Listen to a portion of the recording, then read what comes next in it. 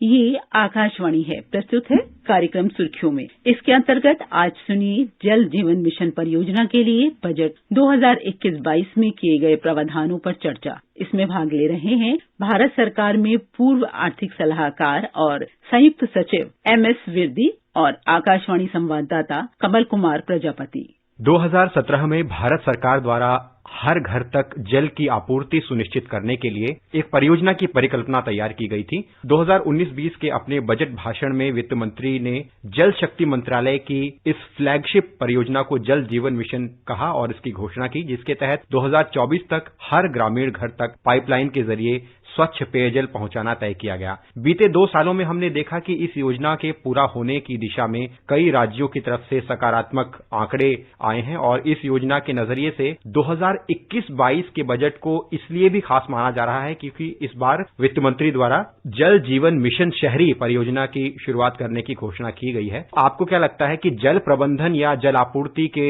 नजरिए से ये परियोजना कितनी अहम है और बजट में जो एलोकेशन है वो सरकार के उद्देश्य को या इस योजना को आगे बढ़ाने के उद्देश्य को किस तरह दर्शाता है?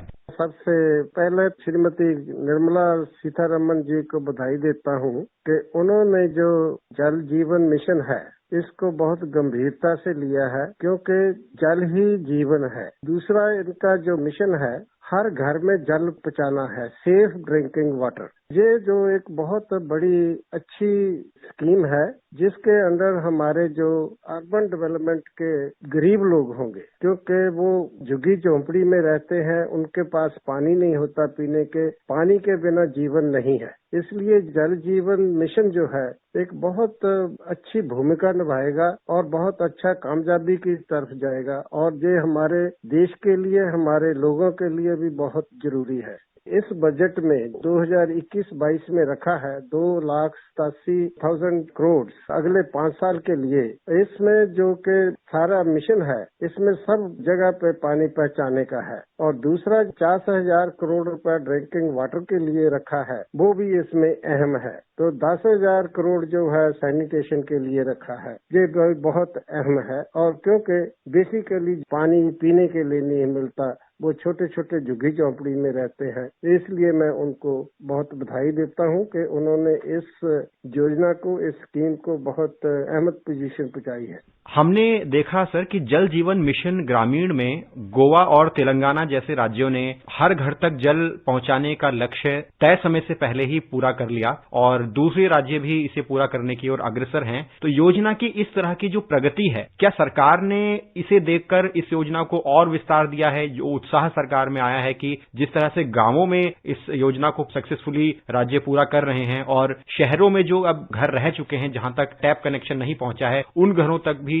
जल को पहुंचाया जाए। सरकार ने इस योजना को जो विस्तार दिया है, इस पर आपकी क्या टिप्पणी होगी? हमारी गवर्नमेंट ऑफ इंडिया की एक कंसिस्टेंट एफर्ट रही है, इररिस्पेक्टिव ऑफ द गवर्नमेंट, के हर एक गांव में, हर एक हेलमेट में, हर एक ढानी को सेफ ड्रिंकिंग वाटर मिले। वो जो योजना है उसके अंदर सब हमारे जो गांव है रूरल इंडिया के, उनको सबको पानी, पोर्टेबल पानी, सेफ ड्रिंकिंग वाटर मिल रहा है। जो राजस्थान है, हमारा रेगिस्तान का एरिया है, Rajasthan, Gujarat, Madhya Pradesh, Tamil Nadu, Kerala, J&K, north east even, और all the UTs they have been provided with the safe drinking water in the rural area. On the based of this जो जल जीवन मिशन शुरू किया है, एक बहुत अच्छी स्कीम है। उसी बेसिस पे जो हमारी सरकार है हमारे गरीब लोगों को शहरों में सेफ ड्रिंकिंग वाटर उनको प्रोवाइड करेगी।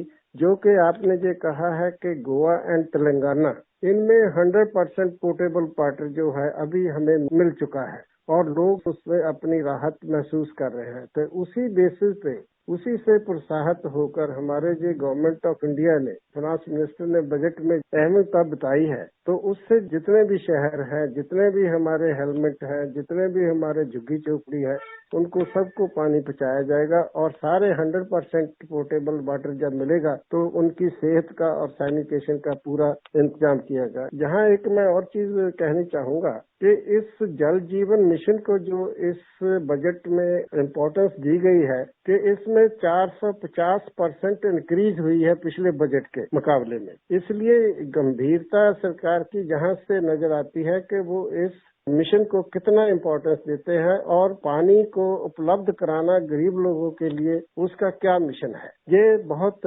अच्छा है और ये बहुत ही इसके फार रीचिंग रिजल्ट होंगे जब लोगों को अच्छा ड्रिंकिंग वाटर मिलेगा पीने के लिए और सैनिटेशन के जो भी वो भी पूरा प्रबंध होगा। आपने ठीक कहा। और जल के वितरण की जब बात आती है तो सबसे बड़ी समस्या आती है जल प्रबंधन की, क्योंकि हमने देखा कि शहरों में कई जगहों पर पानी बहुत ज्यादा बर्बाद होता है और दूसरी तरफ राजस्थान जैसे इलाकों में जो सूखे इलाके माने जाते हैं या पर्वतीय अंचल जहां पानी की बहुत बड़ी समस्या है तो वहां लोगों को पानी नहीं मिल पाता है। तो इस समस्या को दूर करने में ये मिशन इस हिसाब से बड़ी अहम भूमिका निभा रहा है। तो जो इस योजना का एक पूरा उद्देश्य है कि न सिर्फ नल कनेक्शन से जल घरों तक पहुंचे बल्कि जो हमारे प्राकृतिक संसाधन है, पानी के स्रोत हैं, उनको भी रिवाइव किया जाए। तो इस मायने में ये जल के प्रबंधन में योजना और पर्यावरण की दृष्टि से योजना कितनी अहम होती है? इसमें दो चीजें हैं जो कि अहम है हमारे लिए, क्योंकि एक तो ये है कि पानी की स्केर्सिटी है इन एवरी प्लेस।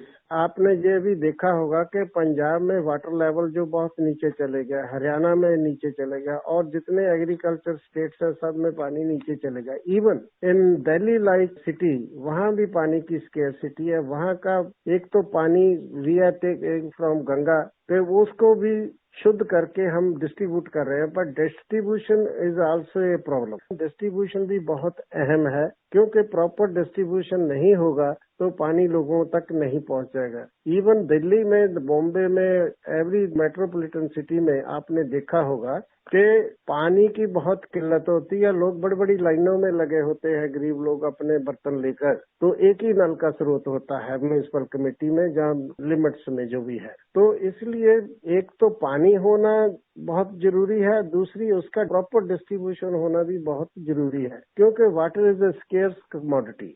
इसलिए जो पानी की उपलब्धता है वो हर जगह नहीं है। और जैसे कि हमारा कंट्री की टोपोग्राफी वो कहीं रेगिस्तान है, कहीं पहाड़ी है, कहीं कुछ है, तो उसमें और भी ज्यादा पानी की महत्ता बढ़ जाती है और उस पानी के स्रोत ढूंढने में और उसका प्रॉपर डिस्ट्रीब्यूशन करने के लिए ताकि पानी की वेस्टेज ना हो, तो उसके लिए भी बहुत जरूरी है कि हमारा जो टैप सिस्टम है उसको ज्यादा से ज्यादा बढ़ाया जाए और उसको प्रॉपर लोगों तक पहुंचाया जाए। हर जगह पे हम ट्यूबवेल नहीं लगा सकते, हर जगह हम वाटर पंप नहीं लगा सकते, लेकिन जो हमारे नेचुरल वाटर रिसोर्सेज हैं जैसे पॉन्ड्स हैं या और चीजें, उनको भी हम शुद्ध करके लोगों को पानी पीने के लिए पहुंचाया जा सकता है। जैसे कि आपने देखा होगा राजस्थान में नहर सिस्टम है, कैनाल सिस्टम है, उसमें से पानी शुद्ध करके लोग पीते हैं जो रूरल एरिया में है। तो इसी तरह पहाड़ी एरिया में है जहाँ पर हमारे प्लेन जगह नहीं है, तो वहाँ भी पानी जो छोटे छोटे हेलमेट बनाकर, छोटे छोटे पॉन्ड्स बनाकर उसमें पानी का प्योर किया जाता है, फिर उसको डिस्ट्रीब्यूशन के लिए किया जाता है कि ताकि लोगों को पानी मिल सके। तो इसलिए